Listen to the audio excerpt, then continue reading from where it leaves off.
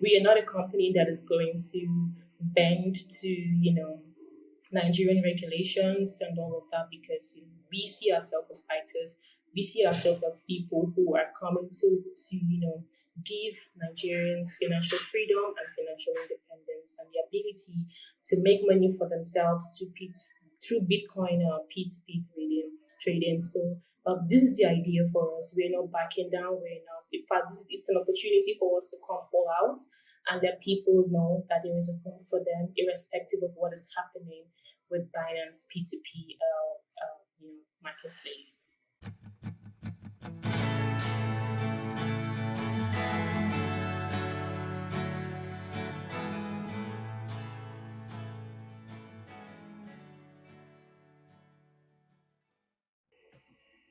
All right, everybody, welcome back. And please pardon the little break we had. I didn't come to you last week. Things have been a little crazy, but we are here today with the one and only Tochi Onyiah. She's coming to us live from Nigeria.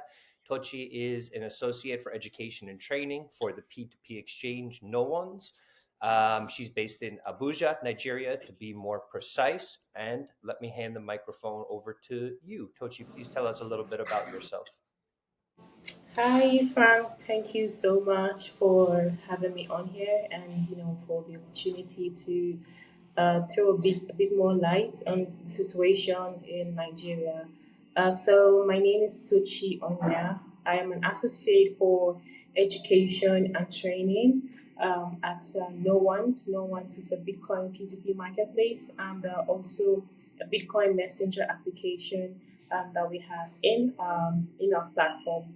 So basically, what I do is education, Bitcoin education for Nigerians and particularly women, young Nigerian women in the space. Recently we started putting up events together for women. We call it Women Bitcoin Club. Just so we get together Nigerian women and to introduce Bitcoin to them and get them interested and enthusiastic about Bitcoin. So basically, that's the long and short about me and my work in the ecosystem.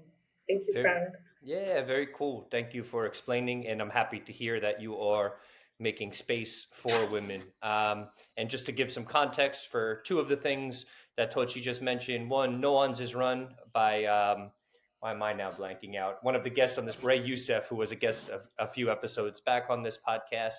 And I think the work you do sounds a bit like the work that Lorraine Marcel does in Bitcoin Data, making space for women in the Bitcoin space. Sometimes, even from what I've learned, I should say, even if men are inviting, it still feels a little bit more comfortable sometimes for women just to have their own space. So I think it's really, really important that people are doing Yes, what Tochi. indeed. Yeah. I'll never forget what Lorraine Marcel said. She said something like, when men get passionate about something, they tend to get a little like rough. And I don't think women are so much the same. Not trying to stereotype anyone, but I think space for Yes. women is a good thing. So thank you very much for your introduction. I wanted to speak with you today because over the last few weeks, I've been following what has happened in Nigeria. There's been a sharp devaluation of the Naira, which is the national fiat currency there. How are Nigerians coping with this new lack of purchasing power and the devaluation of the currency? Um, well, I would say it's been tough for for young Nigerians, considering the devaluation and the economic inflation, economic situation, and now the way the atmosphere is for anything cryptocurrency in Nigeria. So I would say that all of this started right back from 2017 when CBDC, the Central Bank of Nigeria, they began to release. They released a memo limiting or just putting out the memo to say that they're not sure about crypto or about Bitcoin and people should be careful and all of that stuff. And then later on in 2021, they released a memo prohibiting financial institutions from facilitating cryptocurrency transactions. So anybody who was found facilitating crypto transactions via their bank account will be frozen. And there'll be no way for you to reinstate your bank account again after that. Or even if you do, it's going to take a really long process. And so we had that regulation, or I would say limitation, sort of, in the crypto exchanges, because then again we began to see an increase in harassments, because some people began to misunderstood the CBN memo to mean that cryptocurrency was banned, whereas it wasn't necessarily banned. It was just financial institutions were just prohibited to facilitate crypto transactions. And so because of that, some people who misunderstood that memo, at some point started harassing young Nigerians who were found interfacing with crypto exchanges or cryptocurrency generally. This was also part of the things that made the youth to, come out and protest during the 2020. Okay, no, that wasn't part of it anyway. That wasn't what happened, but that was part of the underlying situation at the time. Yes. So and then, fast forward to this year, we started have, or more like last year, there was a situation where the Central Bank of Nigeria thought it needful to redesign the Naira notes. So we have different notes. Our currency has different comes in different notes, right? So we have 5 Naira, 20 Naira, 10 Naira, down to 1,000 Naira notes, right? So they thought it wise to redesign the Naira notes, and of which at the time it didn't seem like a bad idea, because from time to time the central bank gets to redesign the Naira notes, at least once in 8 years or 10 years or 12 years, whatever. And they thought it was due for the Naira to be redesigned. And so I would say that the process wasn't handled very well. It wasn't handled professionally, and so there was it was almost turning out to be chaotic, because in fact that's another story on its own, an entirely different situation. And this happened early last year, before the presidential election that took place last year. So then, fast forward to this year, 2023, we began to see what is going on with the Naira, the Naira strength against the dollars. And this was facilitated because the central bank decided to float the Naira. Before now, the Naira wasn't floated. The Central Bank of Nigeria, CBN, had the value of Naira versus dollars pegged at a certain price. So irrespective of the market situation, irrespective of demand and supply, the central bank had a fixed rate for what Naira is valued in the FX market. And so towards the ending of last year, they decided to float the Naira. That is making the value of the Naira to be determined by the market. And when this happened, we began to see a deep plunge in the value of Naira. So at the time, we saw from 700 to, what was it? We saw from 900, 1,000, and it just kept plunging and plunging. And right now, it got to a point where Naira was valued at 1,800 per dollar in the FX market. And so because CBN had already floated the value of Naira, which means that the value of Naira would plunge down according to the dictates of the market. So we see at the time when in the black market, the value of Naira versus dollar was 1,800, the central bank's rate would be around 1,600-ish. So there wasn't much difference. But previously, before the Naira was floated, irrespective of what the black market price is, the Naira rate would be fixed at a particular, say, 400 or 550, depending on what the central bank is deciding to peg it at. So when it was floated, everything was just going spiraling down and down, and there was no way. It seemed like the central bank was losing control of the value of Naira, and so it kept going down and down. And I mean, of course, there are lots of factors that could that is determine the downward slope of the Naira versus the dollars. And a lot of other things to consider. But then, they thought that it was the crypto guys, the Bitcoin guys, are the ones manipulating the rate of the naira versus the dollars because of P2P. So, and P2P gives you the ability to set your own rates, not particularly independently, but at least P2P gives you the ability to fix your rate at a certain percentage. Could I just, I don't, I just want to, for people listening, I want to make sure you're explaining a lot of things that are a bit complicated, but I think most people can follow them. I just want to make sure everyone understands. We have some like sort of people who are new to Bitcoin who listen to this. P2P means peer to peer. And peer Oh to yeah, peer, what she's referring to is a trading platform similar to the one that she works for, or like the one she works for, NoOnes, where people trade between themselves. So they're not buying something from a centralized exchange. They're setting the rate for the exchange between each other. I will pay you this many Naira for this much of a Bitcoin or something along those lines. Yes. exactly. Please continue. I'm sorry to interrupt you. Oh no, that's fine. Thank you for breaking down what P2P means.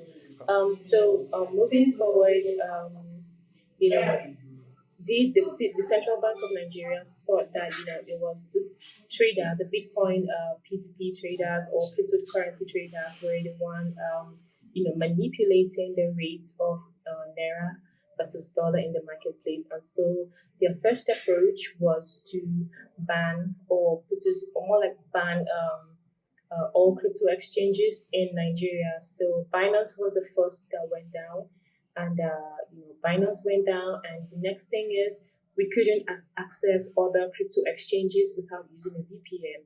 So that in that instance, when people discovered that they couldn't access P2P exchanges like Binance, like NoOnes, and the rest of them, they decided to start using VPN to access NoOnes and other exchanges. And then, so while that was going on, Nigerian Twitter was, agog and everything.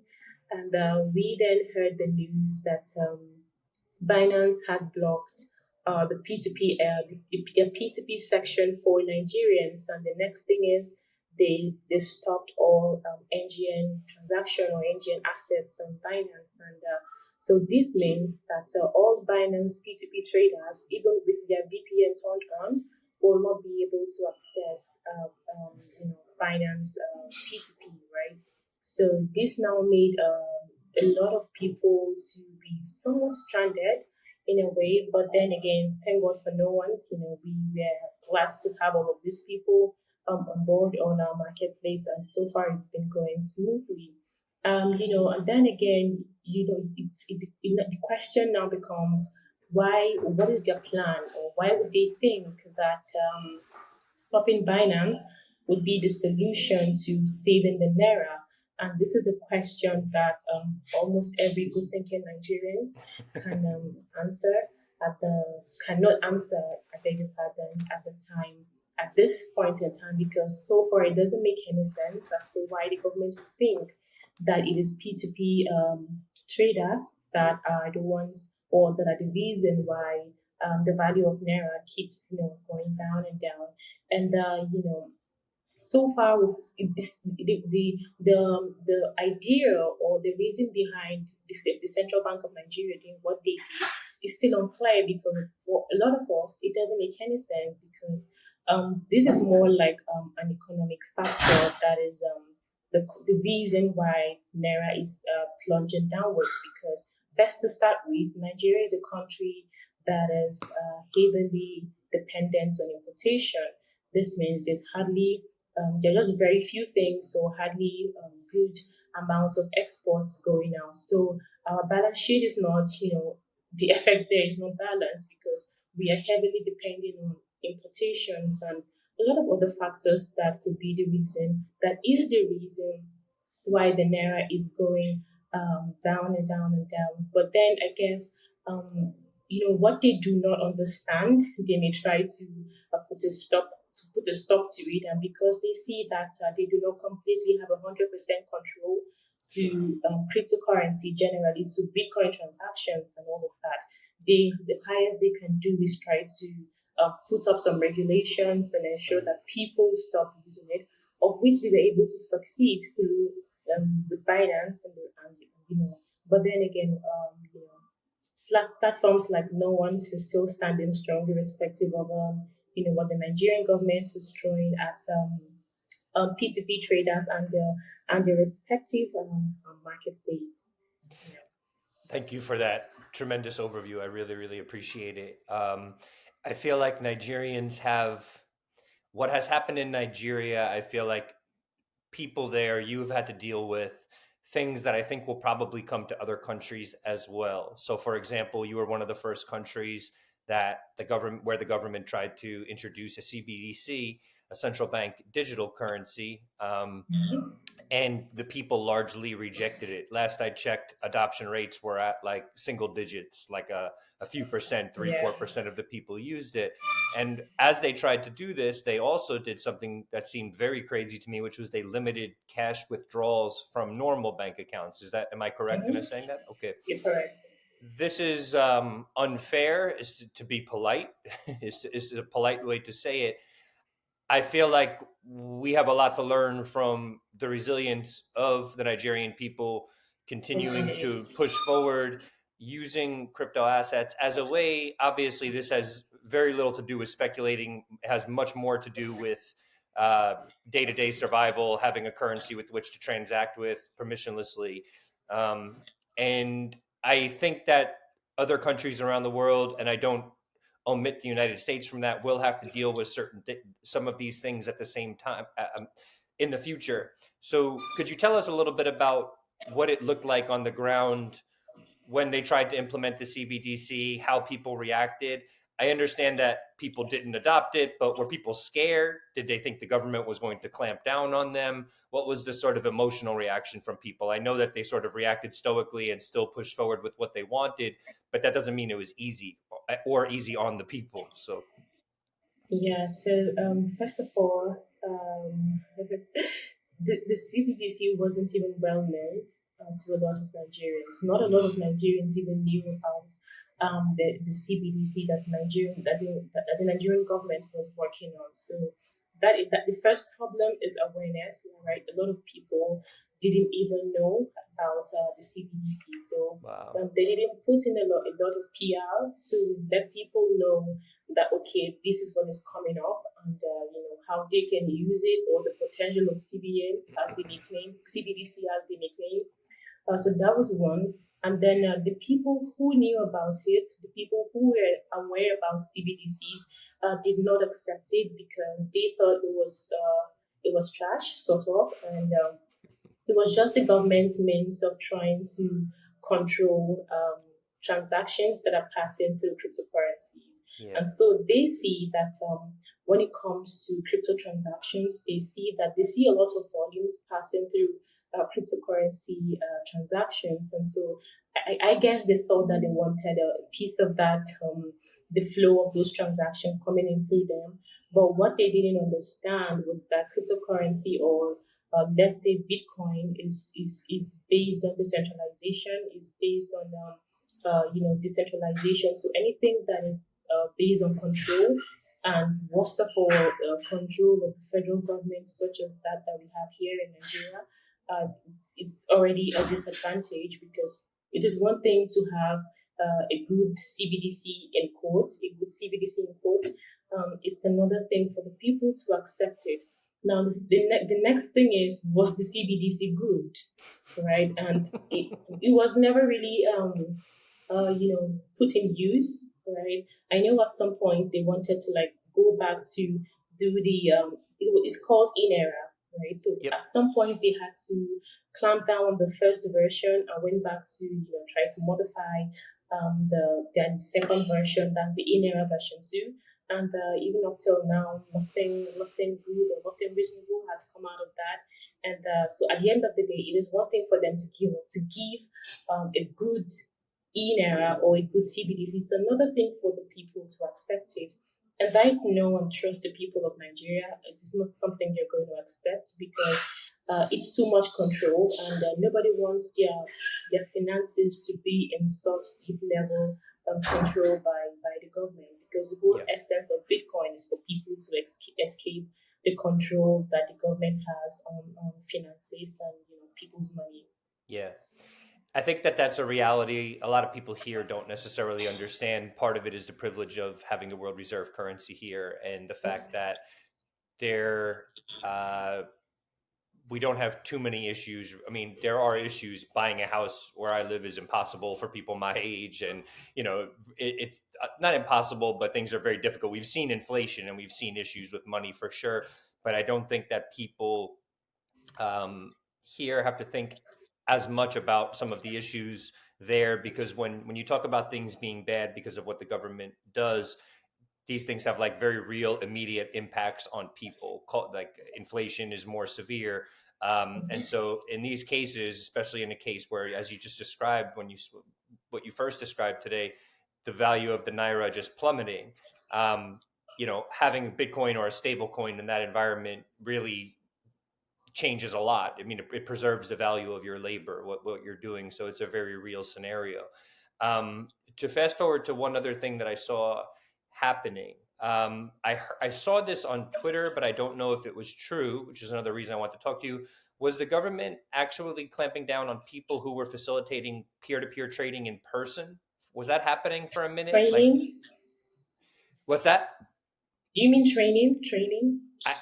I think, yeah, I think I saw this happening where people were actually trying to facilitate peer-to-peer trading, like out on the street or something like that. And from what I saw, police were actually cracking down on people doing this sort of thing. Was that made up, or was that like was that real? Was that really happening?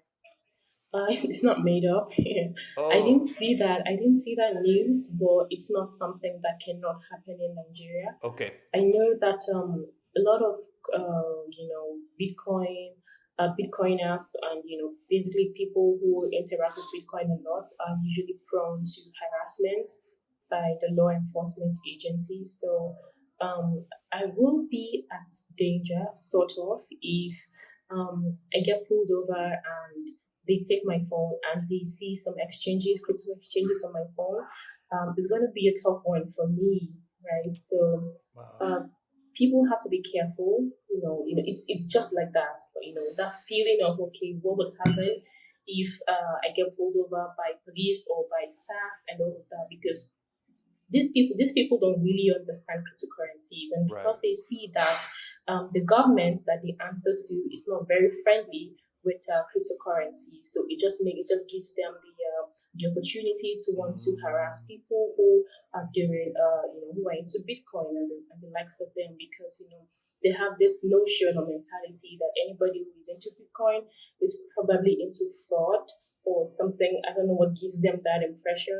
I don't blame them anyway, but that thing is there. So of course, if the law enforcement, if people come out in mass to talk about P2P trading, or to publicly onboard people to start peer-to-peer trading, so much so that it is so public that the government or law enforcement agents can see it, oh, anything can happen, right? So at the moment, people who work in, Bitcoin or crypto exchanges are kind of like on a low key, just so that nothing comes up or nothing happens to you or nothing uncertain happens. So the news you saw, I wouldn't say I didn't see it, okay. but I wouldn't say it is not something that cannot happen in Got it. Nigeria. Okay.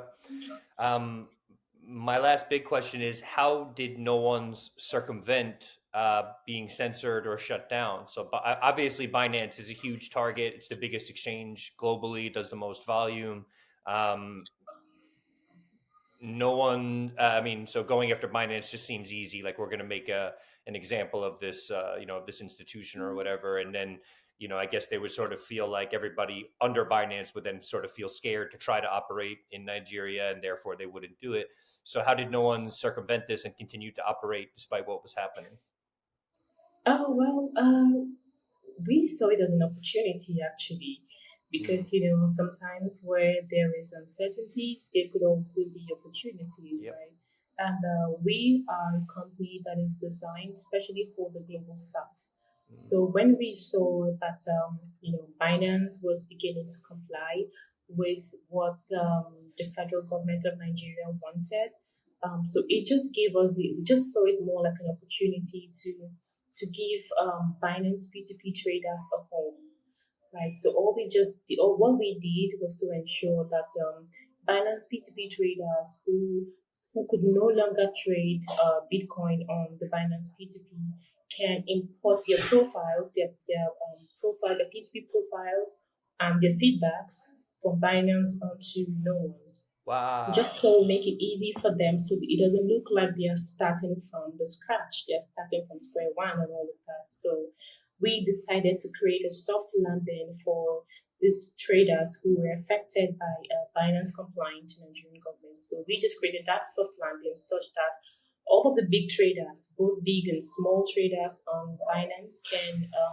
import their feedbacks, import their profiles onto the NoOnes marketplace, and they can kick it off from where they started. So they don't feel like they're lost, or just any sort of thing for them. So yeah, what we did basically was to create a soft landing for these Binance traders to come onto NoOnes and trade, because we want it to be their home actually, because we are not a company that is going to bend to Nigerian regulations and all of that, because we see ourselves as fighters.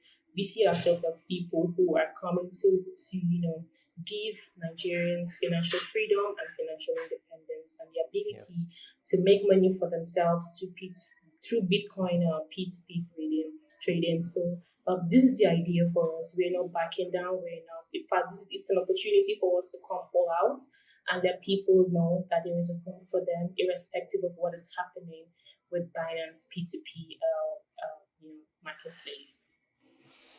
Amazing. I really I admire I admire the approach a lot. And it seems like Ray said something to me when I interviewed him for the podcast. He said he was, with no one's, he's looking for, he's not looking to just hire anyone. He's looking to sort of hire the lions out there, the people who are willing to fight for this if they believe in it. So I give you a lot of credit for playing that role, because it's easy to sort of to talk about this stuff or to theorize. I'll do this if this happens, or in this hypothetical situation. It's a lot harder to operate when things are happening. And I admire the fact that no one's have that you in particular, that you're sort of sticking by your laurels, that you understand how important this is, and you're fighting for it. It's not an easy position to be in, and I admire it. Is there anything else you would like to share? Anything I didn't ask, or anything about the scenario there? Please feel free. Okay, none. Just to conclude, to say that there's really no stopping Bitcoin, or neither is there anything going to stop Nigerian Bitcoin P2P traders. For what it's worth, we will keep growing, because Bitcoin is unstoppable, and so is P2P. And so if one door closes, there'll definitely be another door and another opportunity for Nigerians to continue trading their P2P or their Bitcoin basically through P2P. Yeah. Okay. Well, I appreciate that, Tochi. Thank you so much for taking the time to do this. I sincerely appreciate it. Everybody who's listening, if you do have access to Noons, I think everybody around the world should, from what I understand. It's one of the best P2P trading platforms out there. It's the best, in my humble opinion, but I'm just trying to, I guess, be It fair. is. Yes. But I think it's also the best because one of the things Ray said to me, actually, and it still resonates with me. I think about it every time I choose what restaurant to eat at or buy something in a store. Where you spend your money is a vote. And if you're spending money on, exchanges that don't have certain principles, that aren't fighting for something, well, you're not necessarily doing a bad thing by giving the money, but wouldn't you rather trade via an exchange that's really trying to do this for the right reasons? So for that reason, I will say, if you're doing P2P trading, please consider using Noons. Ray and the team, Tochi, they're great people, ethical, fighting for this for the right reasons and doing very good work. So I will leave it at that. Tochi, again, thank you so much for your time, and we'll surely be in touch. Thank you very much. Thank you. My pleasure. All right, everybody. Talk soon.